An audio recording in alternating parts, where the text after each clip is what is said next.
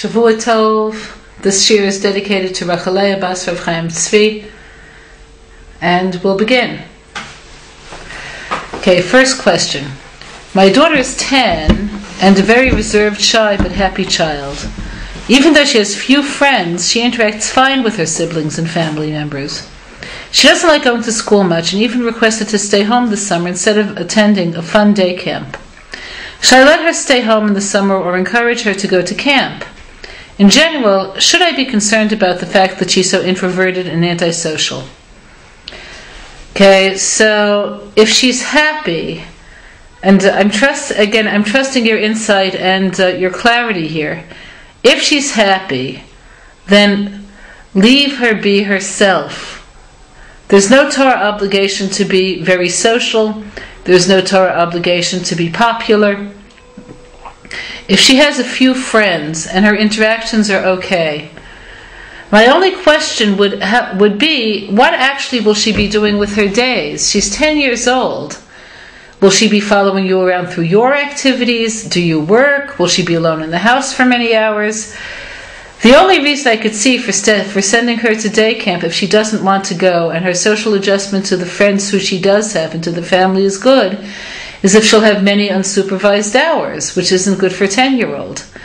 So if that's not the case, if you have some program of activity for her, let her be herself, let her stay home, that's fine.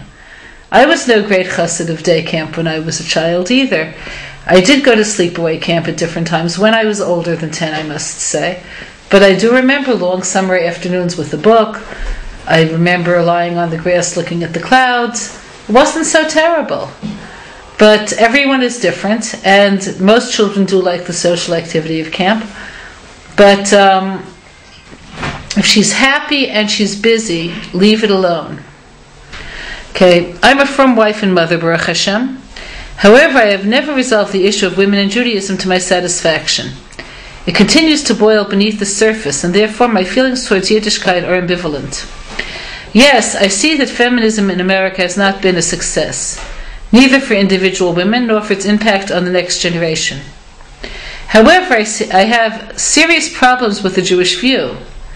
Kiruv workers tried to teach the Judaism view men and women as different but equally important. It seems that they are whitewashing the facts. Here are two examples. If a male and female are both drowning, one should save the male. The Sforno in Bereshis Perek 2, Pasuk 18, talks about how men and women are somewhat equal, but not totally equal, for if they were totally equal, quote, it would not be fitting that one should work for and serve the other, unquote. When I encounter things such as this, my thought is that I have to choose between Judaism and self-respect. Am I wrong? So I'm going to say something very radical in view of your last sentence, and then I'll answer your questions.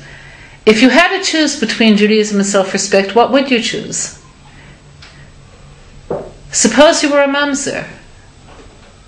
Suppose you were in any one of the many situations in which a person's life would be radically altered by halacha. Suppose you were living in ancient times and you came down with saras, which would require you to be shunned and excluded. What would that do for your self-esteem and self-respect? Suppose you made a grave life mistake and you had to suffer a serious punishment such as death. What would that do for your self-respect? So what I want to begin by saying is that spiritually, we're here to reveal Hashem's kavod, to reveal His glory. The Torah is the blueprint through which He created both the world and us. It's coming from an even higher place than the collective soul of Am Yisrael. So what I would say is that one of the most distinctive things about the Jewish people is our yearning towards a state of bittul towards Hashem, of negating our egos towards Hashem and having authentic relationship with the source of all things, rather than seeking an autonomous relationship with Hashem, in which the Torah is meant to fulfill our emotional need for esteem. So, what I just said, I realize, is radical, is difficult to hear, but it's certainly true. So when you look at Rabbi Akiva, for instance, and you realize, the moment of realization that he must have had at 40, that his path is not going to be an easy one. Where was his self-esteem when he was sitting with the little children and learning Aleph Bet? So the Judaic answer is, his self-esteem should have been, and I assume it was with Rabbi Akiva, extremely good because he was aware of doing Hashem's will. And the same would hold true for somebody who would accept mamzerus, or the same would hold true for somebody who would accept being a mitzorah, and the same would hold true for any numbers of situations where they're willing to say, I lahatchila want to do Hashem's will, not b'di'evid. Okay, so with that in mind, let's go to your actual questions. Okay, so